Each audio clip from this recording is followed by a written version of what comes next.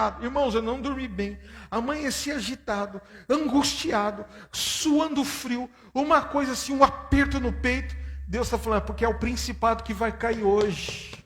E eu venho nesta noite trazer essa palavra de Deus para a tua vida. Hoje nós vamos repreender, aleluia, nós vamos hoje denunciar o espírito de Simão, o mago. Vamos quebrar toda habilitação de alianças que não deveria fazer. Quem crê nesta palavra em nome de Jesus? Se prepare, que hoje Deus vai destravar nossa vida. Amém, irmãos? Glórias a Deus. Eu vou contar uma coisa aqui. Não, depois eu conto. Abra sua Bíblia em Atos capítulo 8, versículos de número 5 a 14 e depois de 16 a 24. A história fala o quê? Depois que veio o Pentecoste, o avivamento chegou, Deus começou a agir no meio daquela região e muitas pessoas começaram a pregar, e muita gente aceitando Jesus, muitos sendo batizados, outros recebendo o Espírito Santo. E esse é o cenário que nós vamos ler agora. Felipe, descendo a cidade de Samaria, anunciava ali a Cristo. As multidões atendiam unânimes as coisas que Felipe dizia, ouvindo-as e vendo os sinais que ele operava. Pois os espíritos imundos de muitos possessos saíam gritando em alta voz, e muitos paralíticos e coxos foram curados. E houve grande alegria naquela cidade. Ora, havia certo homem chamado Simão, que ali praticava mágica, iludindo o povo de Samaria, insinuando ser ele grande vulto. Então havia nele uma entidade que agia, que enganava, que trazia mentiras, e o povo ficava impressionado. Ao qual todos davam ouvidos, do menor ao maior, dizendo: este homem é o poder de Deus, chamado o grande poder. Aderiam a ele porque havia muitos os iludira com mágicas.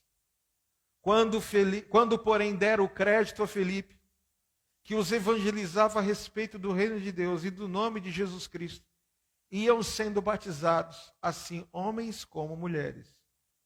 O próprio Simão abraçou a fé e, tendo sido batizado, acompanhava a Felipe de perto, observando e extasiado com os sinais e grandes milagres praticados.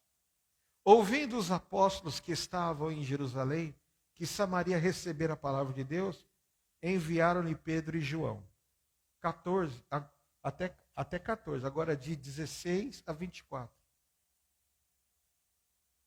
Porquanto não havia descido sobre nenhum deles, porquanto não havia ainda descido sobre nenhum deles, mas somente havia sido batizado em nome do Senhor Jesus.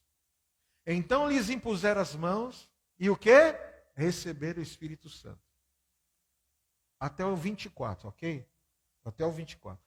Vendo, porém, Simão que, pelo fato de imporem os apóstolos as mãos, era concebido o Espírito Santo. Quem via isso? Simão. E, olha lá, vou ler de novo. Vendo, porém, Simão que, pelo fato de imporem os apóstolos as mãos, era concedido o Espírito Santo. Ofereceu-lhes o quê? Dinheiro. Propondo, concedei-me também a mim este poder, para que aquele sobre quem eu impuser as mãos receba o Espírito Santo. Pedro, porém, lhe respondeu: o teu dinheiro seja contigo para a perdição, pois julgastes adquirir por meio dele o dom de Deus. Não tens parte nem sorte neste ministério, porque o teu coração não é reto diante de Deus. Arrepende-te, pois, da tua maldade e roga ao Senhor, talvez te seja perdoado o intento do coração.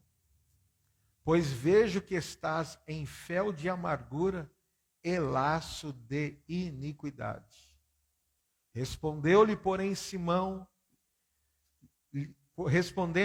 Simão lhes pediu: rogai vós por mim ao Senhor, para que nada do que dissestes sobrevenha a mim. Vamos orar? Pai, em nome de Jesus, nós estamos debaixo de uma direção, de um comando que o Senhor nos dá nesta noite. E eu creio, Senhor, que haverá um desdobramento muito importante na vida de cada um daqui. Senhor, os que irão nos assistir também receberão esta palavra. Eu sei, Senhor, que o mundo espiritual está se movendo nesse momento agora a favor da tua igreja. Então eu te peço, amarra o valente. Aonde houver um demônio que tenta interferir nesse momento, seja agora amarrado pelo poder do sangue e do nome de Jesus Cristo.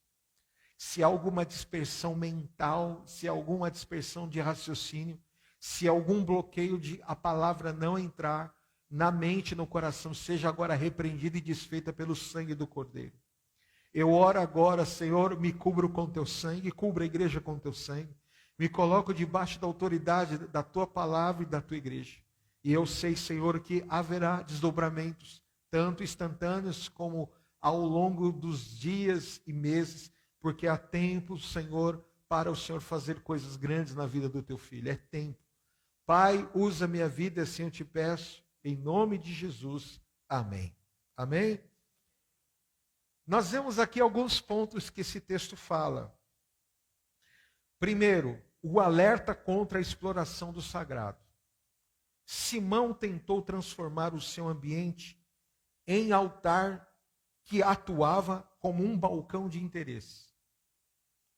Esse espírito nunca terá o que é próprio, pois não haveria motivos para continuar com seus propósitos, pois perderia suas motivações, porque não iria comprometer o que é seu. O que é esse primeiro ponto que nós estamos falando? A exploração do sagrado. Simão, ele tinha um ambiente. Qual era o ambiente? Da falácia. Ele tinha um dom. E ele não entendeu que esse dom, depois que ele se batizou, recebeu o evangelho da fé, ele deveria agora buscar o Espírito Santo. Por isso que eu falo, irmãos, eu não acredito. Existem limitações em mim, em você, em todos nós. Limitações essas que nos faz a buscarmos cada dia mais a santidade, o arrependimento, o quebrantamento. Mas eu não acredito uma fonte que jorre 2 tipos de água, doce e salgada. Existe um momento que eu e você nos iramos, mas nós não devemos pecar com a ira. Irai-vos, mas não pequeis. Então eu não acredito alguém que passa por um processo de transformação e que ainda dá lugar ao seu velho homem. E quando eu falo dar lugar ao velho homem, vamos supor, a pessoa, eu não conheço uma pessoa liberta da bebida que bebe depois de convertido socialmente. Ele não consegue beber, porque se ele beber, ele cai de novo. Então é um vício que ele sabe que ele não pode voltar de onde ele veio. Agora, quando a coisa é espiritual de forma, gente que, quem lembra aqui? Alguns lembram do Vô Carlão. Quem lembra do Vô Carlão? Vô Carlão era da Barroca Zona Sul. E ele servia a entidades. E ele sabia que todas as vezes que ele era contrariado, ele falou que entrava nele uma ação que habilitava uma entidade que usava ele. Então, por isso que você vê, quem conheceu o Vô Carlão, calma. E aí, pastorzão? Aquela calma. Por quê? Porque se ele desse lugar à carne, ele falava, não, o trem ia entrar de novo no meu corpo. Então, existem entidades que atuam na vida de pessoas que está completamente ligado da onde Deus libertou, que está completamente ligado ao seu temperamento. 100% isso. 100%. Você pode procurar qualquer pessoa que foi, que serviu entidade, ele vai falar que está ligada. Por isso que as pessoas vão falar assim, a pessoa foi no... a entidade dela é fulano de tal. Porque tem tudo a ver com ela. É personalidade, é temperamento. Então Simão, ele era um cara que o quê? Que ele tinha a perspicácia, ele tinha uma lábia. E ele usava a mágica para ludibriar tanto grandes quanto pequenos. E esse espírito, então, ele ludibriava, mas ele não tinha nada. Guarda isso aqui que eu estou falando. Ele ludibriava as pessoas, manipulava as pessoas, mas ele não tinha um centro de referência para ele, porque para ele não sofrer o mesmo dano que ele estava causando nas pessoas. Então, toda pessoa que tem, pode observar, você conhece alguma pessoa adúltera que tem casamento firme? Não. Porque ela vai colher a mesma consequência que ela teve se ela tiver um casamento. Se ela não se converter, não se arrepender. Então, a pessoa que carrega situações de espírito de engano, ele nunca vai ter, então ele vai ficar como nômade. Ele sai de um lugar, vai para o outro, sai do lugar. Porque se ele fixar no lugar e ter o que é dele, ele vai sofrer todas as revérsias que ele causou. Porque é uma lei espiritual, tudo que o homem planta, ele colhe. Então esse espírito, ele nunca terá lugar próprio. Porque não haveria motivos, porque ele para o seu propósito. Então, ele deixa de atuar em diversos ambientes, para, se ele ficar no seu próprio ambiente, ele vai ser atacado por aquilo, que é algo que possivelmente seja maior do que ele. Então ele fica de lugar em lugar, de lugar em lugar. A denúncia disso é, a tentativa, esse homem, ele tinha a tentativa de controlar o poder de Deus para objetivos pessoais. Que isso, como nós vemos os apóstolos repreendendo, era o quê? Uma afronta à ousadia da santidade de Deus. Provérbios, lá o contraponto da palavra vem em Provérbios, que todos os caminhos do homem são puros aos seus próprios olhos, mas Deus pesa o seu... Provérbios 16, 2. Todos os caminhos do homem são puros aos seus olhos, mas o Senhor o quê? Pesa o espírito. Então não se manipula aquele que conhece as nossas intenções mais profundas antes de mesmo de nós verbalizarmos ela. Mas quem não discerne, não ora, corre o risco de ser manipulado. E hoje Deus vai quebrar da nossa vida. Quem crê nisso em nome de Jesus? A segunda coisa é a inutilidade de tentar comprar o favor divino. O texto mostra que Simão ofereceu prata para obter o Espírito Santo. Ele aplicou a lógica do mundo, do seu ambiente. Qual era? Meritocracia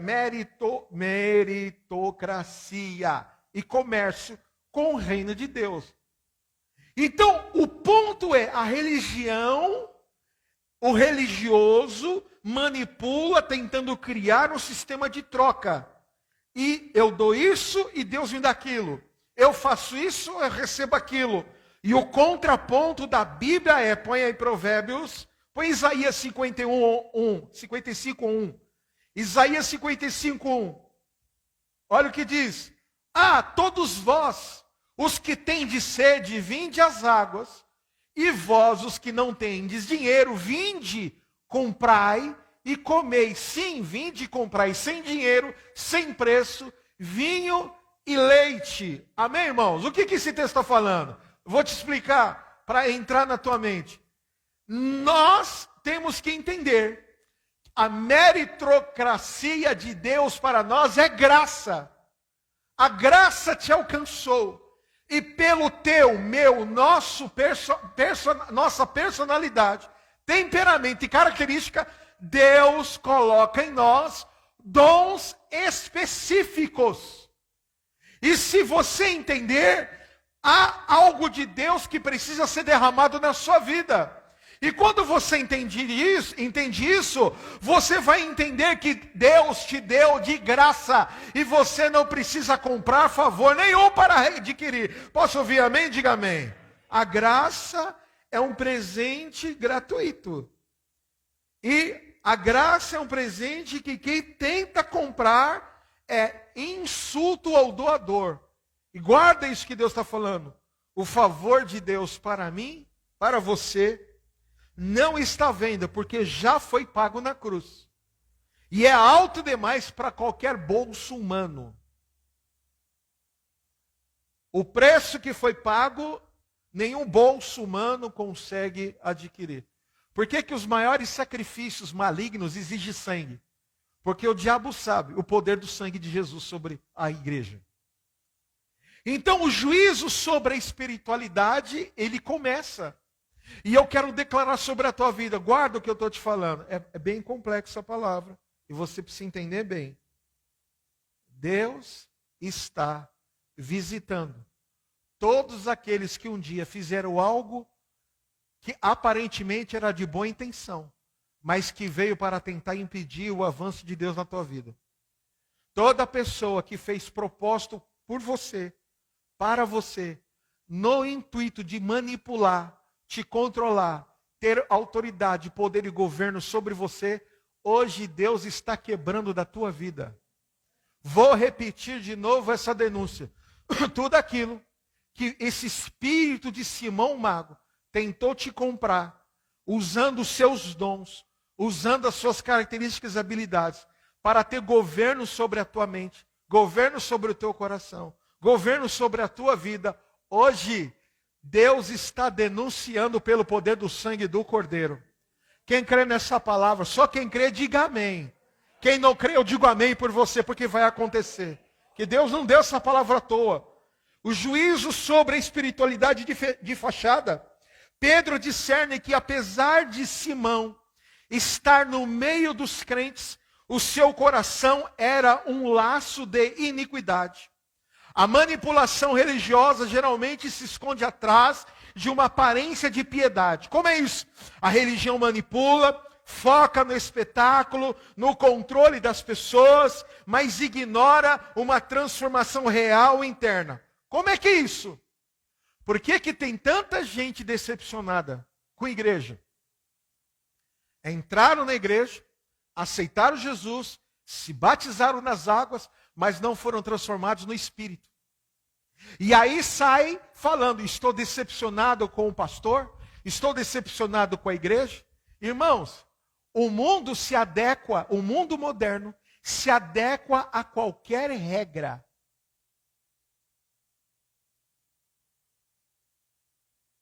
Mas a igreja contemporânea hoje se adequa a qualquer... Está notando isso? O mundo moderno se adequa, a igreja que quer viver o modernismo se adequa a qualquer condição. Mas ela tem dificuldade de obedecer a palavra que confronta. A mulher moderna, ela se adequa a qualquer condição. Mas a maior guerra dela é contra o marido dentro de casa. E vice-versa. Então hoje, Deus está nos dizendo que o contraponto de tudo isso é que quem entrou numa história como essa, Deus vai abrir os teus olhos e você vai entender o quanto Deus tem te livrado. A religião manipulada foca no espetáculo, no controle, mas ignora a transformação interna. Por que eu estou falando isso aqui? Irmãos, uma coisa que me choca muito aqui no Efraim, na região, é que se eu for um líder que fica em cima, manipulando, exigindo, parece que as pessoas gostam disso. Eu tenho que sempre ter na boca uma profecia para falar. Irmãos, eu sou mordomo. O dono da casa é Deus. O dono da igreja é Deus, não sou eu. Por isso que eu não fico no pé de ninguém. Eu não fico na casa de ninguém. Eu só vou, eu já disse isso aqui uma vez, vou dizer. Eu só vou na casa de alguém que se Deus mandar para interferir em alguma história. Porque a casa, a sua casa é sagrada. A sua mesa é sagrada. Você entende isso? Você entende, consegue entender isso? O seu coração, os teus sentimentos, a tua mente é sagrado. É de Deus. Eu não posso usar o nome de Deus para dizer, Deus falou comigo tal coisa, eu sei o que está acontecendo com as pessoas, eu estou orando e Deus está mostrando. Então eu combato com a palavra, porque a igreja é regida pela palavra, não é pelo espírito de Simão, o mago, o enganador, não! E Deus está nos dizendo hoje, põe aí por favor, Provérbios 21, 27 e 28. Jesus denuncia o sacrifício dos perversos.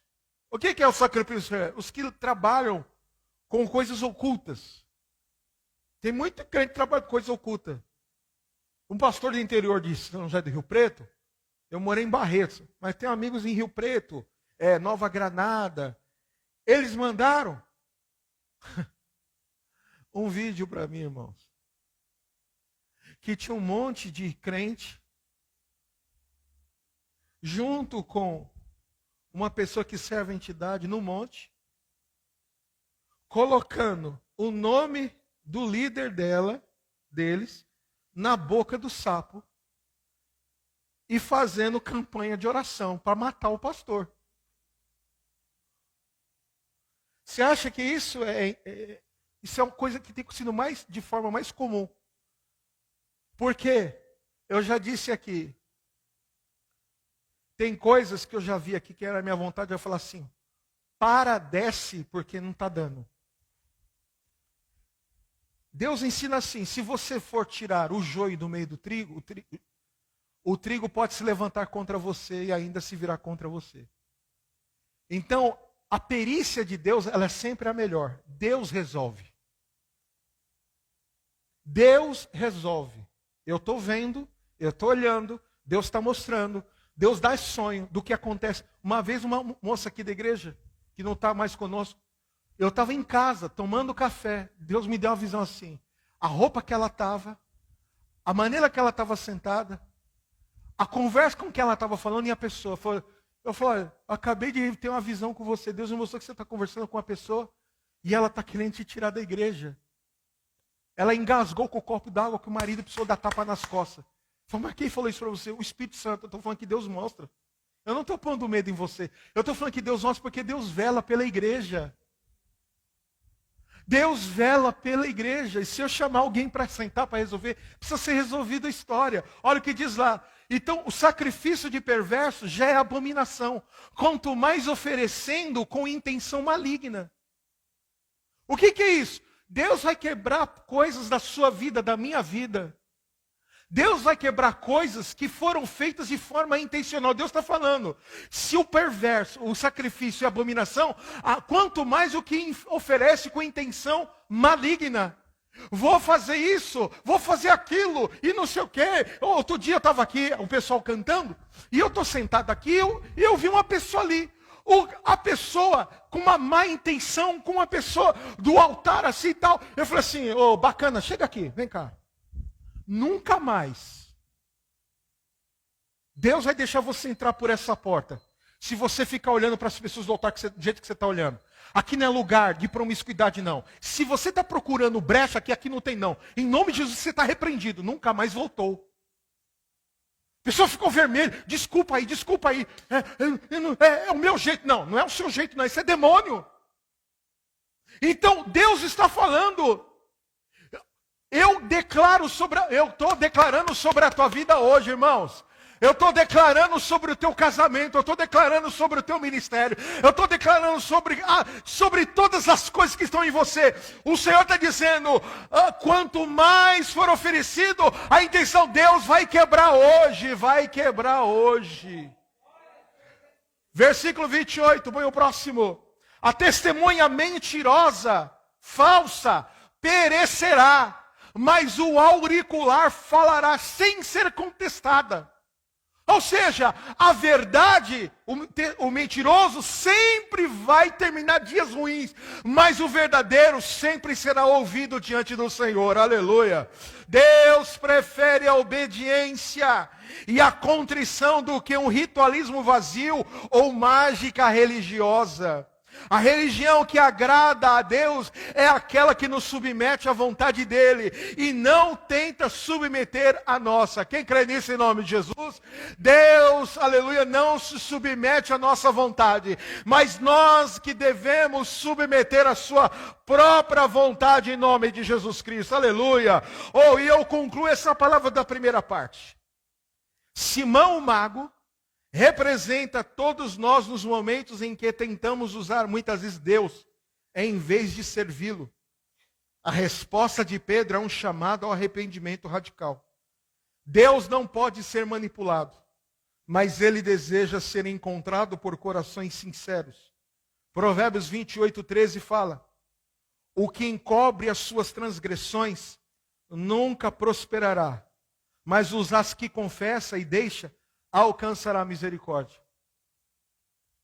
Quantas pessoas já passaram na minha vida que me fizeram muito mal? Você não tem ideia o quanto.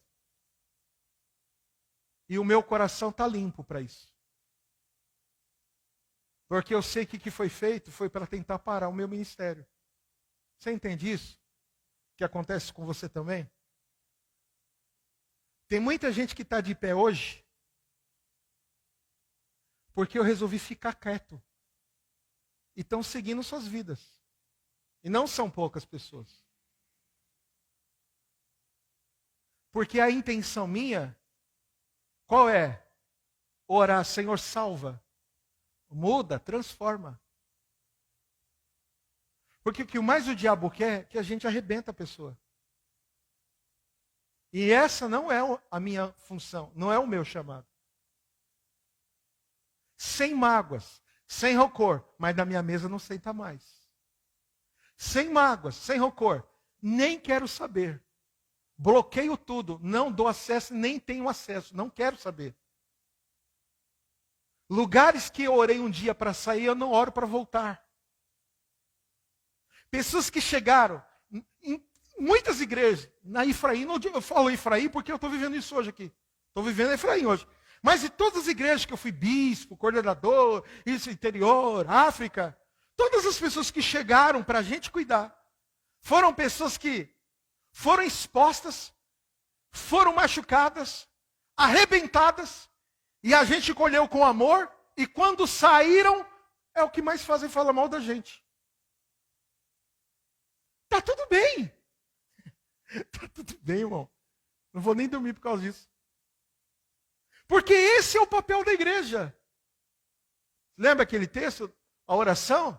Perdoai as nossas ofensas como aqueles que têm nos ofendido. Então, quando você entender isso, a sua vida vai virar uma chave. E eu concluo essa primeira parte da palavra. Quem crê nisso? Aleluia. Eu declaro essa palavra de Deus sobre a tua vida. Agora nós vamos entrar na parte dos decretos. A segunda parte. Nós vamos entrar na segunda parte da palavra. E nós vamos fazer atos proféticos.